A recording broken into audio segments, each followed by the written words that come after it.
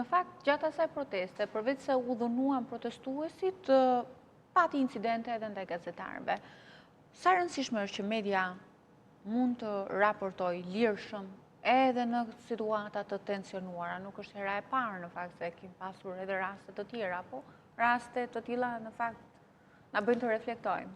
Është shumë e rëndësishme, duhet të kuptojmë që siguria në punë është parësore. Pra, duhet ta shohim edhe gazetarin edhe si punëtor, ku duhet me patjetër që të drejtat e gazetarit zbatohen më përpikmëri.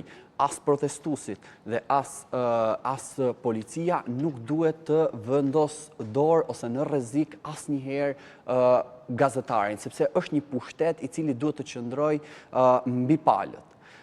Me thënë të drejtën, protestuesit janë sjellë shumë mirë në masë të gjerë ndaj gazetarëve, sigurisht që pjesëmarrja është masive, kemi të bëjmë me 10 mijëra qytetarë ose çdo ditë në mënyrë të përditshme mijëra qytetarë dhe mund të ketë incidente të vogla, mirë po në masë ka qenë një protestë qytetare, ka qenë një protestë e cila pasqyron më të mirën e shoqërisë tonë dhe gazetarët që janë aty janë duke u falenderuar nga masa, mirë po kanë një kritik shumë të madhe ndaj medias tradicionale e cila po sjell keq kuptime të komunikimit të protestuesve.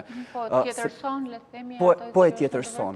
Dhe ky është problem sepse shohin që shumë media janë të lidhura drejt për drejt me pushtetin edhe po i shërbejnë më shumë të pushtetit se sa po i shërbejnë drejt për drejt zërit të protestuesve dhe kritika e tyre në fakt është përmbajtësore, është e qartë, por ama në asnjë moment ata protestuesit nuk kanë pas asgjë me gazetarët.